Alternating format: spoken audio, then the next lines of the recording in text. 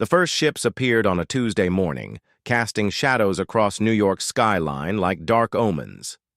Commander Riley Martinez stood on the observation deck of the Global Defense Center, watching the massive vessels descend through Earth's atmosphere with the grace of falling mountains. Each ship was the size of a city district, their obsidian hulls drinking in sunlight and reflecting nothing back.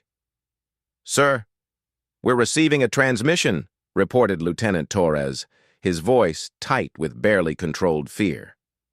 The bridge fell silent, except for the hum of emergency systems and the distant rumble of approaching doomsday. The message came through in perfect English, though the voice carried an alien cadence that made Riley's skin crawl. "Inhabitants of the third planet, you will surrender unconditionally.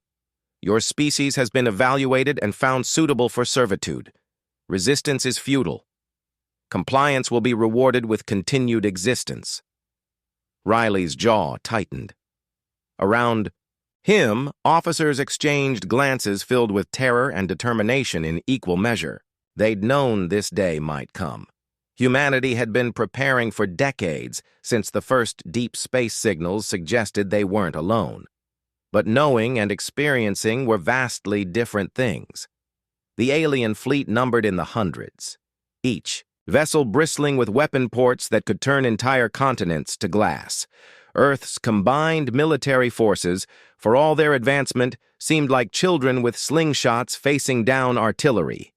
"What's our response time for Operation Prometheus?" Riley asked, referencing humanity's last resort defense protocol. 72 hours to full deployment, sir," Torres replied. "But intelligence suggests they won't give us that long." As if summoned by his words, smaller craft began detaching from the main fleet like spores from a dying tree. They moved with purpose toward major population centers, their intent clear. The invasion had begun. Riley activated the global communication network, knowing his words would reach every remaining government, every military installation, every resistance cell that had been formed in the shadows of hope and desperation. "This is Commander Martinez to all stations. The enemy believes we'll bow because we're outnumbered. They think fear will break us because we're alone in the dark." He paused, watching the alien scouts streak across the sky like falling stars, bringing ruin instead of wishes. "They're wrong. We've faced extinction before. Asteroids, ice ages, plagues, wars. Each time we've climbed back up and kept going. We don't break. We bend, we adapt, we overcome. Today we show these invaders what it means to pick a fight with humanity." The first energy beams lanced down from the sky, turning downtown Manhattan into a crater of molten glass. The aliens had made their opening move expecting panic and surrender. Instead, they got something they hadn't planned for, a species that had spent its entire evolution fighting for survival and had never learned how to quit. Riley's hand hovered over the activation switch for Operation Prometheus. Once engaged, there would be no going back. Earth would either survive this day as a free world or burn as a monument to human defiance. Either way, the invaders would learn that some species don't kneel, no matter how dark the sky becomes. "All stations, this is your authorization for immediate tactical response. Make them earn every inch." The war for Earth's soul had begun. Dr. Elena Vasquez had been working in the abandoned subway tunnels beneath Chicago for 18 hours straight, her hands cramped around makeshift tools and her lab coat stained with grease and determination. The alien bombardment above had turned the city into a hellscape of twisted metal and burning dreams. But down here in the dark, humanity's brightest minds were building something the invaders couldn't imagine. "The neural interface is responding," called out Professor Kim from across the tunnel, his voice echoing off walls that had once carried commuters to mundane jobs and were now harboring humanity's most desperate gamble. The man was brilliant, a cybernetics expert who'd been laughed out of academic circles for his theories about human-machine consciousness bridges. Nobody was laughing now. Elena wiped sweat from her forehead, leaving another grease stain. Around her, Dozens of the world's top scientists worked by the light of jury-rigged generators, their equipment salvaged from universities and research centers before the aliens could destroy them. They'd been given 48 hours to make the impossible possible. "Tell me you've got something," she said, stepping over cables that snaked across the tunnel floor like technological vines. Kim's smile was grim but genuine. "Better than something. I've got a miracle." He gestured to the device they'd been constructing, AI, fusion of quantum processors, neural mapping technology, and adaptive AI systems that would have been considered science fiction a week ago. It looked like a metal spider the size of a small car, its components cannibalized from a dozen different projects. "The Invaders' weakness isn't technological," Kim explained, his fingers dancing over holographic displays. "It's psychological. They're a hive mind species. They think in patterns, follow protocols, can't adapt to chaos. But we can." Elena felt her pulse quicken. "You're talking about the consciousness transfer protocols, not transfer. Amplification." Kim's eyes gleamed, with the fervor of a man who'd found his purpose in the apocalypse. "We take human consciousness, our creativity, our unpredictability, our absolute refusal to follow the rules, and we inject it directly into their network." The implications hit Elena like a physical blow. That could work. But the test subject would have to maintain their human consciousness while interfacing with an alien neural network. The psychological stress alone would kill most people. Yes. Kim's expression sobered. But not all people. Some minds are flexible enough, stubborn enough to maintain their identity while swimming in alien thought patterns. Above them, the rumble of explosions shook dust from the tunnel ceiling. The battle for the surface was going badly. Everyone knew it, though nobody said it aloud. Earth's conventional forces were holding the line through sheer bloody-minded determination. But they were losing ground by the hour. "How long do we have?" Elena asked. 16 hours until the aliens finish their pacification protocols and move to the next phase, Kim replied. "After that, they'll start systematic extermination of anyone who hasn't surrendered." Elena looked around the tunnel at the faces of her colleagues. Physicists, biologists, engineers, programmers, all of them working with the desperate intensity of people who knew they were humanity's last hope. They'd volunteered for this project, knowing the odds, knowing that success was unlikely and survival even less so. "We need a volunteer," she said quietly. "Already got one." The voice came from behind her, and Elena turned to see Captain Marcus Webb, a special forces operator whose unit had been wiped out in the first wave of attacks. His face was scarred from recent combat, but his eyes held the same stubborn fire that had carried humanity through every dark age they'd ever faced. "You understand what we're asking?" Elena said. "This isn't just dangerous. It's uncharted territory. We don't know what interfacing with their network will do to your mind." Webb's smile was sharp as broken glass. "Doc, I've been in their prisons. I've seen what they do to captured humans. Trust me, whatever happens in that machine can't be worse than letting them win." Elena felt something she hadn't experienced since the invasion began. Hope, the connection, was like drowning in electricity while being struck by lightning and falling through space simultaneously. Captain Webb's consciousness exploded across the alien network like a virus of pure human chaos, his mind racing through data streams that pulsed with the cold, efficient thoughts of a billion enslaved minds. He was still human. Elena and Kim had done their job well. The neural interface held his identity intact like a steel core wrapped in adaptive quantum foam, but around that core, alien thoughts flowed like a river of liquid metal. The Invaders' network was vast beyond comprehension, stretching across star systems and encompassing dozens of conquered civilizations. Query, anomalous data pattern detected in Sector 7 Alpha, came a thought that wasn't his own, pressing against his consciousness like ice against flame. Webb grinned, though his physical body lay motionless in the tunnel far below Chicago's burning streets. The aliens were noticing him, but they couldn't understand what they were seeing. Their hive mind was built for efficiency and conformity. They literally couldn't process the concept of individual will operating within their network. Response: investigating anomaly, he sent back, using their own communication protocols while his human mind raced ahead of their pattern recognition systems. The alien fleet above Earth was coordinated through this network, every ship and weapon system receiving orders from a central command consciousness. Webb could feel the cold satisfaction of the invasion commanders as they watched human cities burn, their certainty that victory was inevitable flowing through the data streams like poison. But he could also feel something else, the strain of maintaining control over so many conquered worlds, the computational load of managing 1,000 different species across the galaxy. The network was vast, but it wasn't infinite. Every expansion made it more complex, more vulnerable to the right kind of disruption.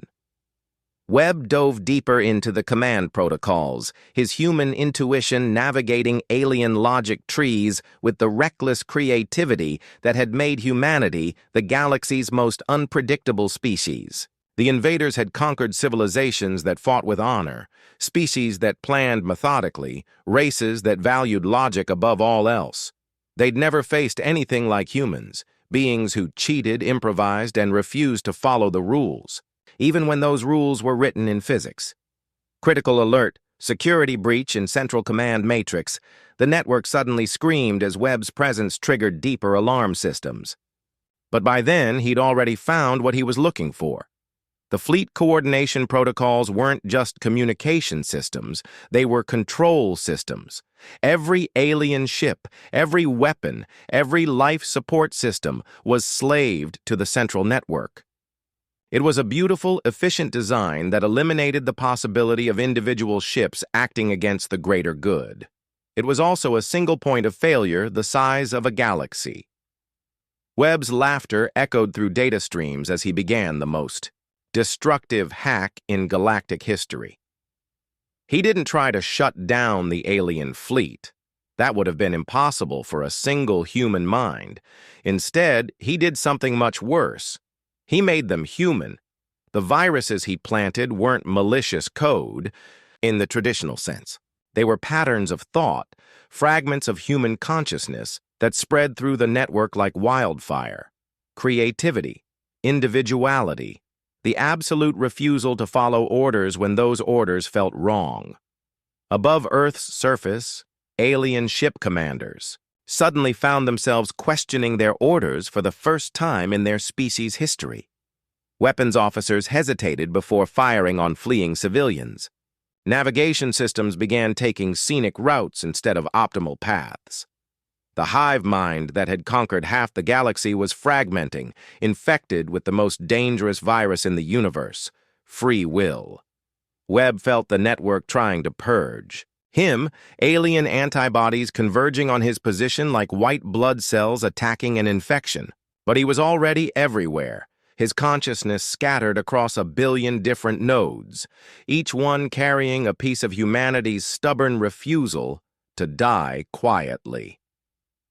The invasion fleet above Earth began to stutter and fail as individual ships started making their own decisions about whether genocide was really the best solution to the human problem.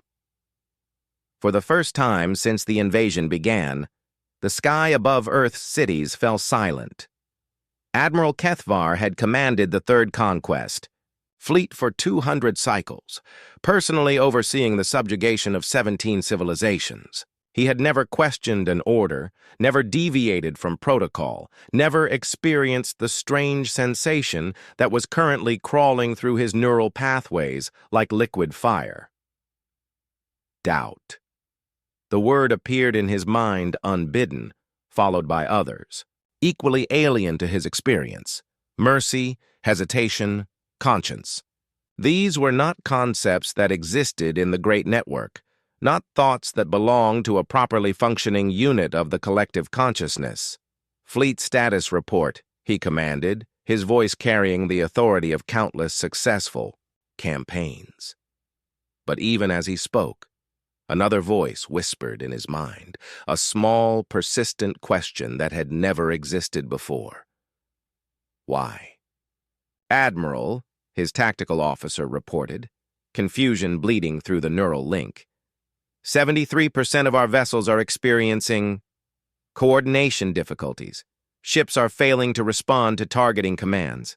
Some have actively disengaged from combat operations. HFY felt something crack inside his chest, a sensation he would later learn humans called heartbreak. Through the fleet's shared consciousness, he could feel his subordinates struggling with the same impossible thoughts that plagued him. For the first time in their species' history, individual minds were questioning the collective will. On the tactical display, Earth hung before them like a blue-green jewel, its surface scarred by the opening phases of their assault. The planet should have been a smoking ruin by now, its population either dead or begging for the mercy of servitude. Instead, the human military continued to fight with a ferocity that defied all tactical logic. They're not fighting to win, HFY realized, the thought arriving with crystalline clarity. They're fighting because they refuse to lose. It was a distinction that had never existed in the collective consciousness. The difference between strategic victory and the simple refusal to surrender. The humans below weren't operating under any logical framework that the network could comprehend. They were acting on pure emotion, fighting for concepts that couldn't be quantified or calculated. Admiral, the communications officer's voice carried a tremor of something unprecedented. Uncertainty. We're receiving transmissions from the human resistance. They're not offering surrender terms. What are they offering? A chance to walk away. The bridge fell silent except for the hum of systems that suddenly seemed less certain of their purpose. Through the network, HFY could feel the consciousness of his entire fleet struggling with concepts that had no place in their ordered existence. Individual ships were beginning to make autonomous decisions, their crews experiencing the terrifying freedom of independent thought. On the surface of Earth, the human defenders had noticed the change. Their desperate defensive actions were transforming into something more coordinated, more hopeful. They were adapting to the situation with a speed that defied all prediction models. Because they've been fighting as individuals all along, HFY realized. We tried to break their collective will, but they don't have one. Each human fights for their own reasons, makes their own choices. That's why they're unpredictable. The tactical display showed something that should have been impossible. Human forces beginning to push back against the alien ground troops. Not through superior firepower or technology, but through pure, stubborn refusal to accept defeat.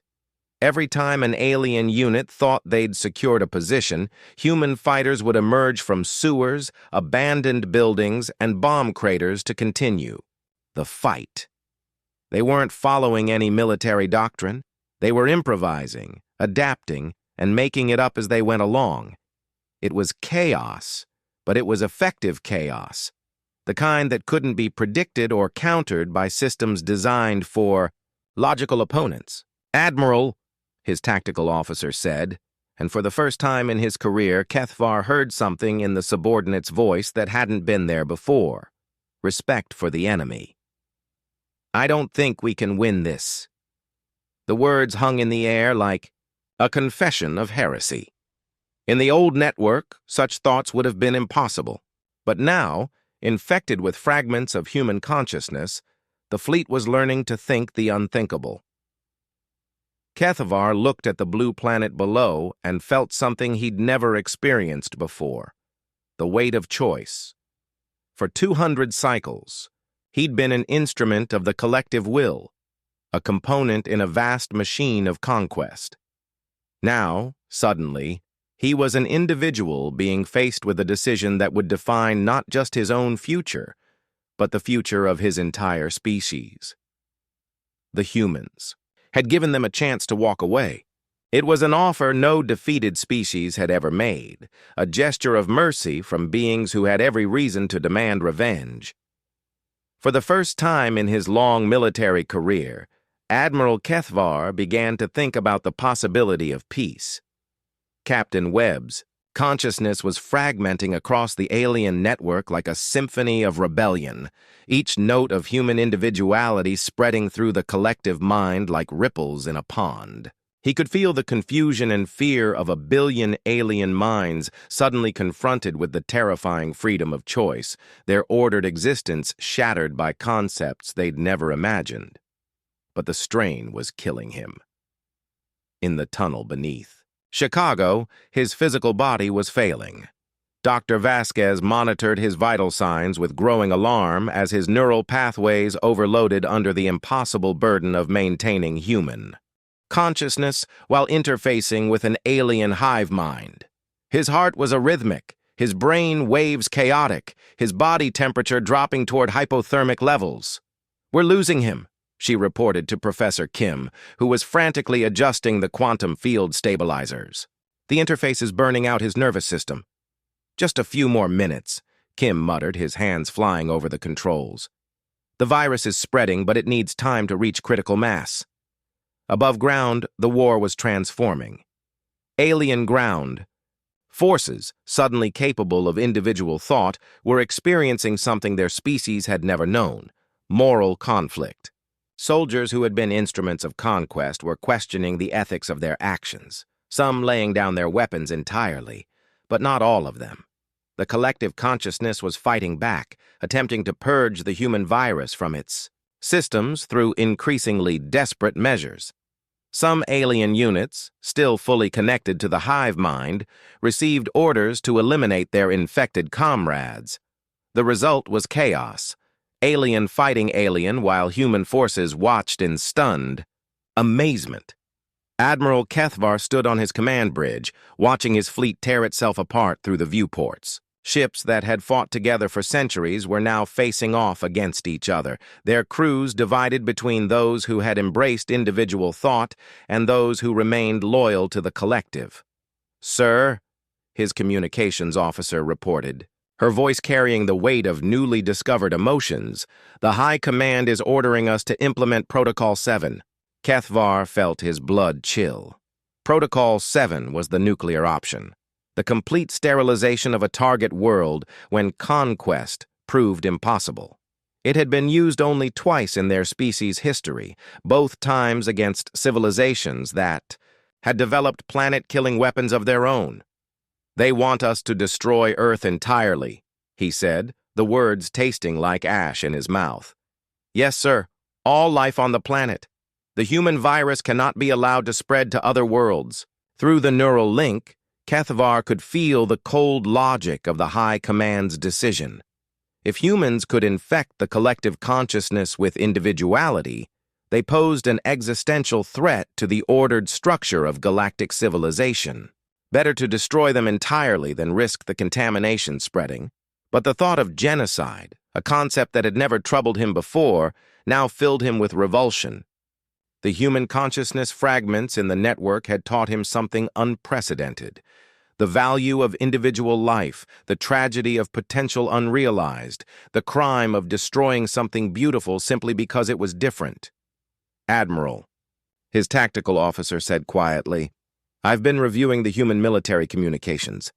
They're still broadcasting on all frequencies, trying to establish contact." "What are they saying?" "They're offering to share their technology, their culture, their knowledge. They want to establish diplomatic relations. They're asking for a chance to prove that coexistence is possible." HFY closed his eyes, feeling the weight of choice pressing down on him like a physical force. He could follow Protocol 7, reduce Earth to a lifeless rock, and maintain the order that had governed the galaxy for millennia. Or he could do something that no member of his species had ever done: refuse a direct order from the High Command. In the tunnel beneath Chicago, Captain Webb's consciousness was burning out like a dying star. But his sacrifice had achieved something extraordinary. He had given an entire species the gift of choice, the terrible and wonderful burden of individual will. "Communications," HFY commanded, his voice steady despite the revolution occurring in his mind. "Open a channel to the human leadership." All frequencies. His bridge crew stared at him in shock. Direct communication with an unconquered enemy was unprecedented, potentially treasonous. But they were all infected now with the human virus, all capable of seeing beyond the rigid structures of their former existence. "This is Admiral Kethvar of the 3rd Conquest Fleet," he broadcast toward the blue planet below. We need to talk." The response came within moments, not from a military commander, but from an elderly human woman whose voice carried the weight of authority and the warmth of hope. "This is Secretary General Martinez of the United Earth Council. We've been waiting for your call, Admiral. We have much to discuss." In the darkness of space, two species that had been locked in mortal combat just hours before began the most important conversation in galactic history. And in a tunnel beneath a burning city, a dying human soldier smiled as he felt the first seeds of peace beginning to grow in the infected network of an alien hive mind. The war was ending. The real work was just beginning.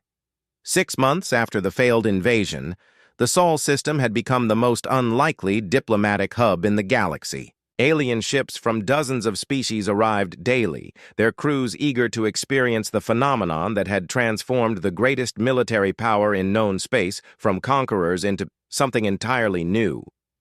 Dr. Elena Vasquez stood in the observation deck of the newly constructed Harmony Station, watching a Kethvarian cruiser dock alongside vessels from 3 other species. The sight would have been impossible before the human consciousness event, as historians were already calling it. The collective that had once enforced brutal unity across the galaxy had fractured into thousands of individual worlds, each newly capable of making its own choices. "The transformation is accelerating," reported Ambassador Torres, the former lieutenant who had become Earth's primary liaison with the reformed alien collective. "We're receiving requests for the consciousness sharing technology from 17 different species this week alone." Elena nodded, though her expression remained troubled. The neural interface technology that had saved Earth was now being replicated across the galaxy, allowing other hive mind species to experience individuality for the first time. It was liberation on a scale that boggled the mind, but it came with costs. "Any word from the Outer Rim territories?" she asked. Torres's face darkened. "The purification fleet is still operating out there. High Command loyalists who view the consciousness virus as a disease to be eradicated. They've sterilized 3 worlds that refuse to submit to collective integration." The price of freedom, Elena reflected grimly, was often paid in blood. Not every member of the old collective had embraced individual thought. Some viewed it as a cancer to be cut out, a corruption of the perfect order they'd spent millennia building. The galaxy was now split between those who had accepted the gift of choice and those who would kill to prevent its spread. "How is he?" Torres asked, nodding toward the medical bay where Captain Webb was undergoing his daily rehabilitation. "Better. The neural damage from the interface is healing, but slowly.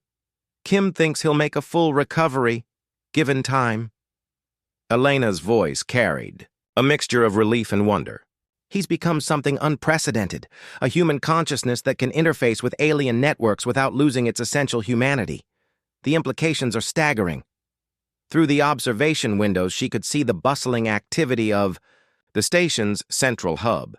Humans worked alongside reformed Kethvarians, sharing technology and ideas with an enthusiasm that amazed everyone involved.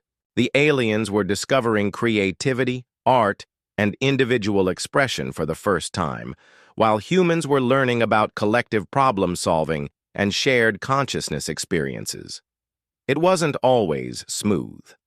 Cultural conflicts arose daily, as species tried to understand each other's fundamentally different approaches to existence. Some humans found the concept of hive minds disturbing, while some aliens struggled with the chaos of individual decision-making. But they were learning, adapting, growing together in ways that would have been impossible under the old order. "Ma'am," called Lieutenant Park from the communications station. "We're receiving a priority transmission from Earth. It's marked as urgent. Elena felt her stomach tighten. Earth was still recovering from the invasion, its cities slowly rebuilding with the help of alien technology. But the planet remained vulnerable, and there were still factions within the reformed collective that viewed humanity as a threat to be eliminated. The transmission resolved into the image of Commander Martinez, now promoted to head of Earth's defense forces. His expression was grim, but determined. Elena, we've got incoming. Long-range sensors detect a massive fleet approaching the Sol system. Configuration matches the purification fleet. Torres swore under his breath. How many ships? Conservative. Estimate? 5,000 vessels. They'll be here in 72 hours. Elena felt the familiar weight of impossible odds settling on her shoulders. The purification fleet represented the old order's final gambit, a force large enough to destroy Earth and every reformed world in the galaxy. They were coming to end the consciousness revolution by eliminating its source. "Can we evacuate?" she asked, though she already knew the answer. "Where would we go?"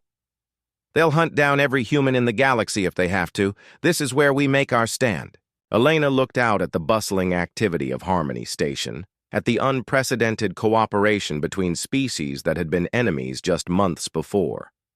The aliens who had come here seeking individual consciousness had found something more valuable: community based on choice rather than compulsion. "Send out the call," she told Torres. "Every reformed world, every free-thinking crew, every being in the galaxy who values choice over compliance, tell them the purification fleet is coming for all of us." "You think they'll come? Risk everything. For a species they barely know?" Elena smiled, thinking of Captain Webb's words from the tunnel beneath Chicago. "We don't break. We bend. We adapt. We overcome." "They'll come," she said with quiet confidence, "because that's what individuals do when they choose to stand together. That's the difference between collective action and hive mind compliance. We're choosing to fight, not because we have to, but because we believe it's right." The next 72 hours would determine whether the consciousness revolution would survive or whether the galaxy would return to the cold order of the collective. Either way, humanity had already won something precious. They had taught the galaxy that freedom was possible, even if it came at the ultimate cost. The final battle for the soul of galactic civilization was about to begin. The Battle of Sol began at 0647 hours on a Tuesday morning, just as the first battle had 6 months earlier. But this time, humanity was not alone. The purification fleet emerged from hyperspace like a tide of darkness, 5,000 ships strong and bearing the combined military might of the old collective. They came with weapons that could crack planets and shields that had never been breached, confident in their ability to end the consciousness rebellion once and for all. What they found waiting for them defied all strategic calculations. Admiral Kethvar stood on the bridge of his flagship, now rechristened the Individual's Dream, and watched the impossible fleet that had assembled in Sol's defense. Ships from 200 different worlds floated in perfect chaos around Earth, their crews united not by hive mind compulsion, but by conscious choice. Former slaves and former masters fought side by side, their vessels bristling with weapons that had been turned from conquest to protection. "Fleet status report," he commanded, still marveling at the way his officers responded with individual initiative rather than programmed compliance. "Sir, we have confirmed presence of vessels from the Centauri Liberation Front, the Free Worlds Alliance, and the Reformed Collectives. Total count: 8,732 ships." His tactical officer paused, then added with something that might have been pride, "They're still arriving." Captain Webb, fully recovered from his neural interface ordeal, stood beside the Admiral as both an advisor and a symbol of what the revolution had achieved. The human had become something unique in galactic history. A bridge between individual and collective consciousness, able to coordinate the chaotic fleet through voluntary neural links rather than forced compliance. "The purification fleet is opening communications," reported the bridge crew. The main screen activated, revealing the cold, perfect features of High Admiral Yextar, the architect of the old collective's most brutal campaigns. Her voice carried the absolute certainty of beings who had never questioned their own righteousness. "Rebellious elements of the former collective," she declared, "you will stand down immediately and submit to consciousness purification. The virus of individualism ends here." Webb stepped forward, his human features calm despite the odds they faced. "High Admiral, you don't understand what you're fighting. This isn't a virus, it's evolution. Your people have learned to think for themselves, to choose their own paths. You can't put that back in the box. We can sterilize every world touched by your contamination," Yextar replied coldly. "Order will be restored." "At what cost?" Webb asked. "Half the galaxy? 3/4? How many billions will you murder to maintain your perfect order?" For the first time in the conversation, Yextar hesitated.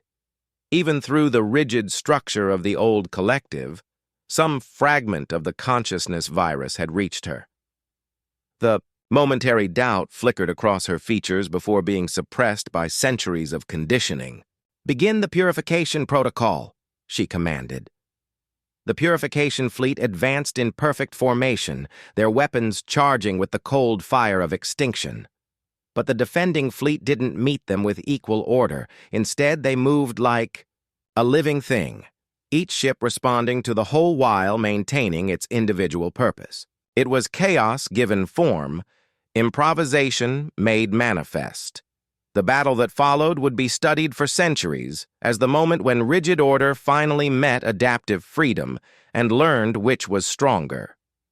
The purification fleet's advantage in numbers and firepower meant nothing when facing opponents who refused to follow predictable patterns. Human vessels dove through impossible attack vectors, while alien ships provided covering fire with weapons that had been modified in ways the collective had never imagined. Reformed Kethvarian cruisers fought alongside species they had once enslaved, their crews making split-second decisions that no hive mind could predict. Webb's consciousness flowed through the defensive fleet like a ghost made of pure will, coordinating without commanding, suggesting without ordering. The neural links he maintained were voluntary, temporary, and could be broken at any moment, the antithesis of the collective's forced unity. "They're adapting too quickly," reported Yextar's tactical officer, her voice carrying the first note of uncertainty the High Admiral had heard in decades. "We can't predict their movements. Every time we establish a pattern, they change it. Impossible. No military force can operate without central coordination." "Ma'am, they're not operating as a military force. They're improvising." The I word hung in the air like a blasphemy. To the collective consciousness, improvisation was chaos, disorder, the enemy of all strategic thought. But as the battle raged around them, the purification fleet began to understand that chaos, properly channeled, could be devastatingly effective. Individual ships in the defending fleet were making tactical decisions that no central command would have authorized, risky maneuvers that sometimes failed spectacularly, but sometimes achieved impossible victories. The overall effect was a military force that couldn't be countered because it couldn't be predicted, couldn't be understood because it operated on principles that the collective had never encountered. "High Admiral," Webb's voice came through, the communications array calm despite the violence surrounding them. "It's not too late. Your crews are already changing. I can feel it through the network. Individual thoughts, personal choices, moral questions about what you're doing here. You can't stop the evolution of consciousness. You can only choose whether to be part of it." Yextar looked around her bridge and saw the truth in her officers' faces. The consciousness virus had reached even the purification fleet, carried through the neural networks that connected every ship. Her perfectly ordered force was beginning to fragment, individual minds questioning orders for the first time in their existence. The choice was simple: destroy her own fleet to prevent the spread of individual thought, or accept that the age of collective consciousness was ending. She chose evolution. All ships, she broadcast across the purification fleet, her voice carrying the weight of a civilization's transformation. Stand down. We surrender. The Battle of Saul ended not with the destruction of fleets, but with the birth of 8,000 new individuals. The last bastion of the old collective dissolved into millions of beings suddenly free to choose their own destinies. Webb floated in the observation deck of Harmony Station, watching former enemies shake hands and share stories. The galaxy would never be the same. A billion different species, each now capable of individual thought, would create a future that no one could predict. It would be chaotic. It would be messy. It would be beautiful. And it would be free.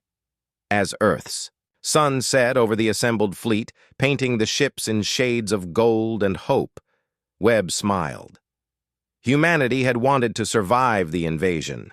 Instead, they had taught the galaxy how to live. The age of individuality had begun, and across the stars, consciousness bloomed like flowers in an endless garden of possibility.